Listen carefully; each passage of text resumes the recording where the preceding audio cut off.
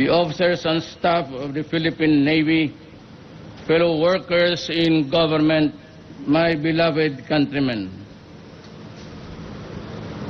I have a very short speech, which is always prepared, but before I read it, I'd just like heart. There is a strife going on in the Philippines, and I grieve the loss of my soldiers and policemen. It is not easy to read a briefer every day to find out that you're losing a plenty of your best soldiers and the hard-working policemen. As I have warned the country before, that Marawi was the bedrock of the manufacture of illegal chemical called shabu. And there was a time when we declared the state of lawlessness and everything was being watched and raided in central Mindanao. We lost at that time so many soldiers, but apparently most of the Filipinos took it nonchalant. Akala siguro ng marami, I do not have to name them, fun to kill Filipinos. But actually there was a growing menace. I cut short my for the troops. Kindly give the tikas pahinga order. Mga kalipunan, dadala, talis. Tikos!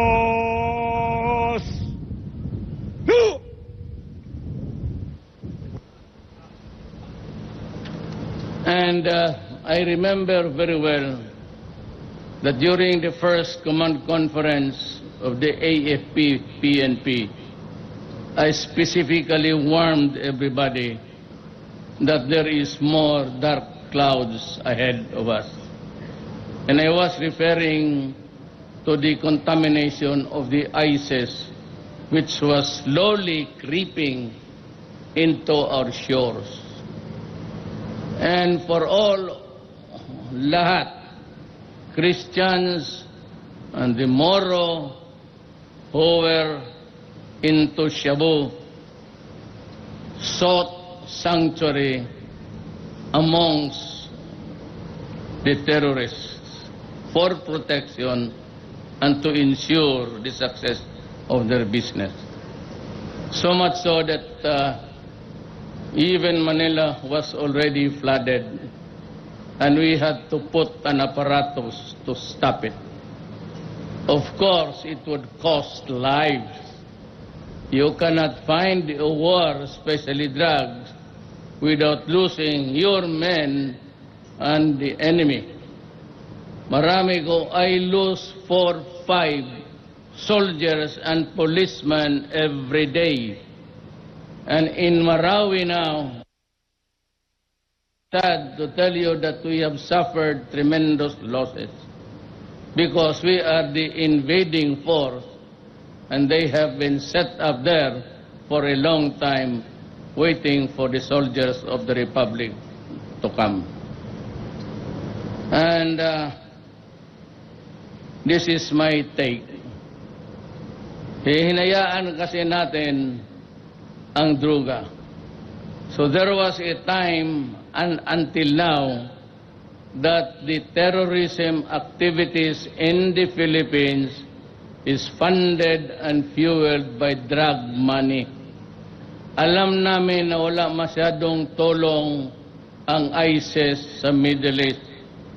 Nakukuha namin yung pinapadala nila by just examining papers. And one of those who were the recipient of a huge amount was a member of the Philippine National Police, yung si Noblesa. She was not only in cahoots, but she was an active player in the terrorism business. She's the one that was apprehended in Bohol when she tried to extricate the remaining Abu Sayyaf who were on the run at the time. I'm happy to report to you that every one of them who went to Bohol, ostensibly to sow terror, have all been neutralized. So I hope that would give them a lesson not to go beyond the shores of Mindanao. And the only reason why I am worried about the Visayas is just it's a very short expanse of the sea. And as a matter of fact, if you leave by ship or boat via Cagayan, by morning time, you are in the Visayas. And it's an island, a group of islands. It's very porous, and you cannot control any Filipino, for that matter, be he a Moro or a Christian, from going anywhere and everywhere. That is the constitutional right of every Filipino in this country. And that is why I mentioned in passing that if there is, maybe a transfer of venue from Mindanao to the Visayas, and to make it easy for the Philippines to challenge the new engagements, I will be forced to declare the suspension of the writ of habeas corpus, not martial law, but yung habeas corpus, so that I can arrest you anytime without a warrant. That is just a precautionary measure. I don't think it will happen. I hope it will not happen. And but if it does, we must be ready. There is no middle ground here.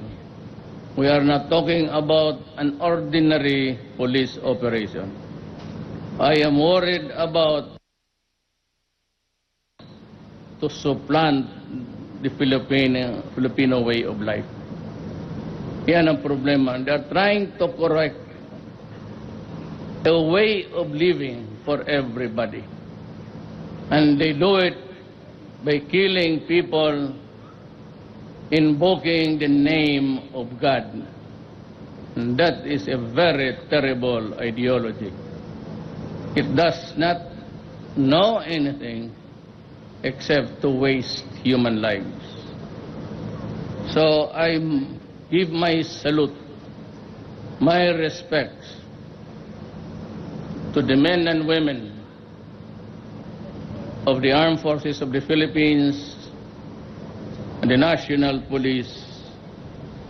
My salute and my deepest respect.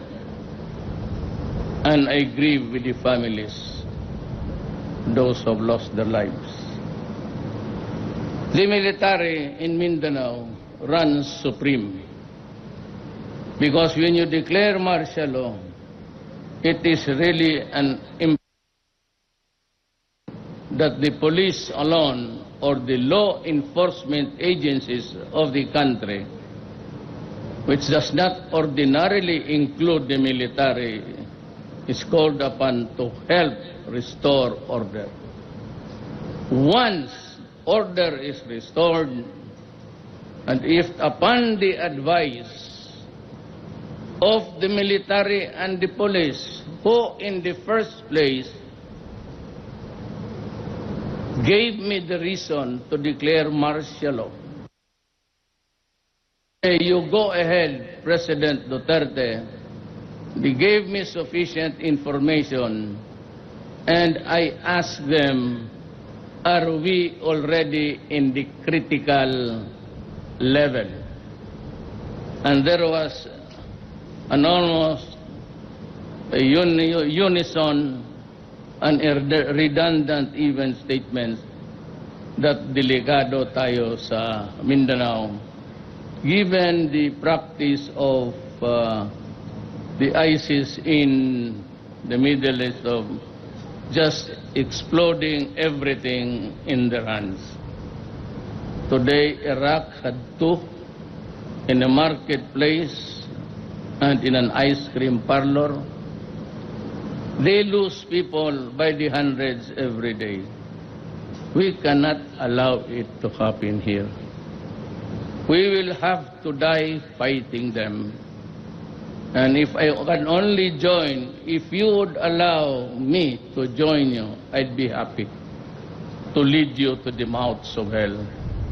For after all, we have to die sometime. But you can be assured of my help, and that the armed forces of the Philippines and the National Police will have the priority in acquiring the equipments to help you. In my time, my speech, kaya ayaw kong basahin, kasi it mentions here of the modernization program and the sea and air assets that we have acquired. I must be frank, I do not relish bannering out statements like that, for after all, this happened not during my time. Ayaw wala magpayabang, babasahin ko ano nakuha mo ninyo ngayon. At na makarami po, seems that I would also be pulling my own chair, as if I was responsible for this. I will have my time. I have 5 years. You will air assets and boats. And I will make the Philippine Armed Forces a little bit stronger by the time, inshallah, I go out as president.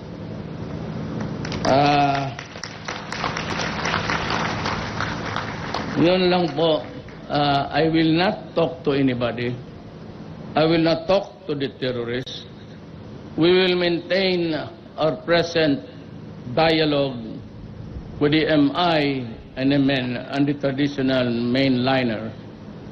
And as for the NPA, Season ordered his soldiers to take an aggressive stand. Alam, may gusto lang akong sabihin sa inyo. May mga komunista, and even the MIMNM, this is a 50 years war already. And nakakaiyak kung isipin mo 50 years, wala naman tayong ginawa kung hindi magpatayan. At ang karamihan nating casualty, taga-gobyerno, on the civilian side, almost about a third of our barangay captains have been liquidated. Alam mo, for all of their bravado, they never occupied even a barangay for 24 hours. And yet when they talk, it's all full of hubris. Akala mo sino? Sison said that he will order his soldiers to engage us. And here comes a statement that they also want to fight the terrorists. That bakit? Kung manalo ba ang ISIS dito sa Pilipinas, may papel pa kayo sa mundong ito? Huwag tayong magbulahan. You will be marginalized and outcast. Because your form of government is always anathema to the rest of the religious zealots in this world. Ang Islam is fundamentally feudal because the Quran orders it to be so. And whether you like it or not, however you reconfigure the countries there, and that was the mistake of the Americans. They thought that they could convince itong mga Middle East countries to follow the parliamentarian, the elections. It ain't so. It ain't so. It's purely feudal. And you just have to live with it. Because it is the Quran which is the constitution of the Islam faith. Kayong mga komunista, you're just wasting your time. You cannot prevail over government of the Republic of the Philippines. Neither can you find a sanctuary under a communist rule. Huwag na tayong magbulahan. Yan ang mangyayari sa inyo. I tried to talk to you, as a matter of fact, conceding almost, nirelease ko halos lahat ang mga priso ninyo. But well, my only consolation was that most of I released are there, mga sakit na 70 and beyond. May TB, diabetes, hypertension. And so I said, go there and fight again if you want. Pero yung able-bodied nila, nandiyan pa sa munting lupa. And if there is a breakdown in the peace and order here, because of the participation of the communists in this war against the ISIS, kung gusto ninyong tumulong sa kabila, magpuntahan na kayo lahat. But I am warning the leaders whom I have released and who are now talking to the representatives of my government, do not attempt to come home. I will arrest all of you and throw you to the slammer. Pagkukulungin ko kayo at lahat ng matanda, paaristuhin ko yun ulit. And if needed, they will just die there inside the prison. Alam ninyo na hindi na kayo makatakbo-takbo. So stop fucking government. Gusto ninyo So if I may just read my speech, may I congratulate the Philippine Navy for your remarkable contributions in strengthening the foundation of our nation, which is very correct.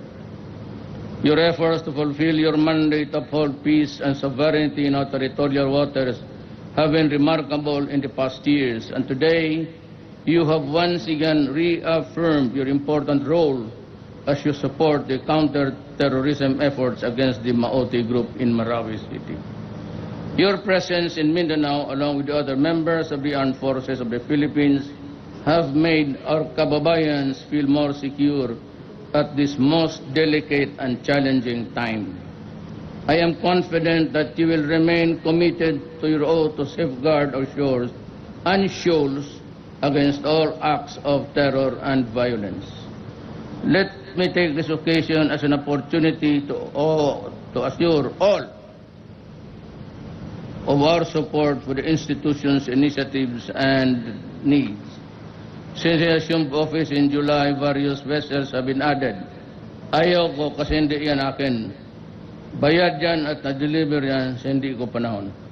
More acquisitions of vessels and equipment are also underway to better maritime law enforcement, counter-terrorism, and disaster relief operations. I hope that all of you will be more inspired and empowered by these projects. May this event bolster a newfound spirit of courage and patriotism in your hearts so that you will never falter in your mission. By protecting our shores, you are also helping secure our country's future together. Let us continue to serve our beloved homeland with honor, duty, and valor. Now, one last issue. Ito itong mga bobo ng gobyerno ngayon sa arbitral ruling. Nasabi nila, anong ginagawa mo sa arbitral? Well, in the first place, yung Americans, they are here. Sila yung gustong mag-liberate yan. And yet, you have that injunction of seeking a peaceful dialogue and resolving the issue in accordance with international law. The arbitrary ruling places the South China Sea in our jurisdiction. But the Chinese has insisted and has made well known their stand that it is theirs, and they will die for it. At ngayon, itong si Carpio, parang gusto niyang lugawin ko that I will pursue the matter, tawagin ko yung mga countries to help us. Alam mo, nandito si Secretary Lorenzana, and also present was Cayetano, was already appointed Foreign Secretary. At yung si Bong ang aide ko. So, we were there in Russia, but we were advised na kinabukasan pa na, and just went a day ahead para matulog to overcome the jet lag.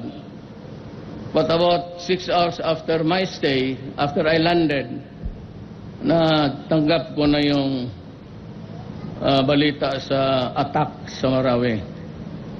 Kaya, I pleaded that if I could only talk to Putin, President Putin, even for 10 minutes, just to say hello and goodbye and thank you. I received word that he was from another region. You know, Russia is part of its struggles in Europe, and part of it is really in Asia. Yan kalakihan siya, but he was somewhere else. But we received word that he was flying in to talk to me. And indeed, we had that occasion. With me was si Secretary Lorenzana, pati si Cayetano. Pati doon sa bilateral. Hindi na ako nagdaloy-daloy but arbitral. I said that China oil there. Nandyan sila. Wala na yung arbitral ruling. More than this hours, I will dig oil there. And not in so many words. Not really war. But, you know, yung diplomatic, and President Xi Jinping is very good at that. Gano'n na, wag, kasi kaibigan na tayo ngayon. In the raw translation, bakit lugawin mo pa? Pag pumasok ka dyan, magkagera pa tayo, there will be trouble. And if you are an idiotic, naive, anong sabihin trouble?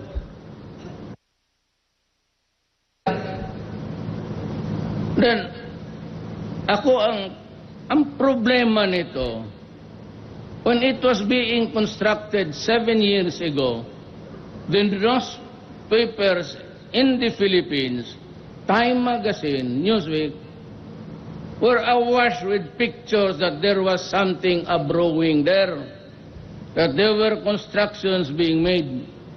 Nandiyan yung 7th fleet, nandiyan yung ating Navy. Bakit hindi sinabi ni Carpio pati ni Noynoy, sige puntahan ninyo, pigilan ninyo. Na hindi allow the construction to bloom. Now it is a gun thing there. May missile na. Gusto nila ako magpunta, kalkalin ko yung na yung arbitrary atan. Sabi ko, sa Jinping, kaming kanila, I will dig oil there. Sabi niya, no, do not do that. No, sabi ko, it's ours. Wala nang padaloy-daloy yung arbitral. Diretso. Kung magawa nila yan, believe na ako. Kaya si Carpio, daldal, putang ina, wala namang ginagawa noon. So gusto niya, punta ko doon sa UN for the enforcement. Ganito yan usapang lalaki yung away. Sabihin ko sa kanya, putang ina mo, umalis ka dyan, akin yan. Sabihin niya, usapang lalaki, putang ina mo, bakit ako alis dito? Amin to. Sabi, umalis ka. Sabi, ayoko. O, anong gusto mo? Ganun yan Ang sabi, dialogue, peaceful resolution. When will it hand. Hanggang kailan ako may kipag-usap? Hanggang yung saman, lulubog na. Bago. I was not joking when I was lecturing to. I am a man of sarcasm. Have you not noticed that? Na nagsabi rape. Sinabi ko ma-rape kayo, ang sundalo. Ako ang magsagot sa inyo. Because as Commander-in-Chief, I hold responsible for everything and anything that is done as a consequence of martial law. I and I alone will be criminally responsible. Kaya yung salita ko, ikonekta ninyo. Pag itong mga puta, pag marinig ng rape, kagaya ni Chelsea, she slapped me. Joking. I was being sarcastic. You listen to the speech. I do not laugh at my own jokes. Sabihin ko sa kanya, when your father, the President of the United States, was screwing Levinsky and the girls there in the White House, how did you feel? Did you slam your father? O kayong mga Amerikano, kayong mga press, sinong kalaban ng mga Amerikano? Wala pa namang gera dito, matagal na. Not even Korea, nagpuputok araw-araw na. Ang kalaban ng mga Amerikano, pag nagpunta dito sa Pilipinas, yung mga putang inang yan, anong ginagawa? Nang-rape. Kayong mga putang inang Pilipino dyan, anong what are you doing? Binag-rape, tapos bayaran, bigyan ng visa sa buong pamilya. Wala na. It is a crime actually committed by soldiers, mostly Americans, in Okinawa, in Japan. But we never heard of a Filipino. I'm just warning them that anything they do, I have to answer for it. But I take full responsibility for your kagaguhan. Sarcastic ako magsalita. Binabaliktad ko yung, sabi nga ni Lacson rhetoric. Laking bugoy ako eh. Putang ina mo, Adre, pag nag-rape ka ng rape dyan, puta ako ang masasabit. Ganoon ako magsalita. I was not joking. I was being sarcastic. Kaya, kayong mga Amerikano, si Chelsea, be careful because you live in a glass house. Ulitin ko nga, I repeat, when President Clinton was fucking Levinsky, what was your statement or your reaction? Mahirap yung tao na tao. Para bang binubugbog dito ako sa criticism. Ay putang ina, iinsultuhin ko rin kayo. Amerikano, ganon. Ilang Pilipina. Yung bakla, pinatay nila. Kung pwede mo naman sana isipain lang, tulak mo sa labas ng kwarto. You didn't have to kill the transgender. Kaya dandahan kayo kasi and I have a story to tell you guys when we have the command conference. Hindi ako atat na atat dito pagka-president. If you feel that I cannot be of service to the Filipinos and you want another one better, you can find one. Feel free to tell me. Maraming salamat po and congratulations to your anniversary. I know that we continue to lose men. We will just have to bite the bullet and fight for our country because this is the only country that we have. Mabuhay ang Marines at mabuhay ang mga sailors ng Philippine Navy. Mabuhay. Salamat po.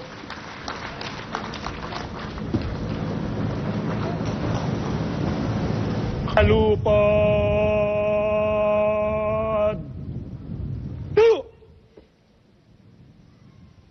And that concludes the 119th Philippine Navy Anniversary Celebration. On behalf of our Flag Officer in Command, Philippine Navy, Vice Admiral Ronald Joseph S. Mercado, Armed Forces of the Philippines, we appreciate your presence here today. Dagang salamat at maayong hapon kaninyong tanan.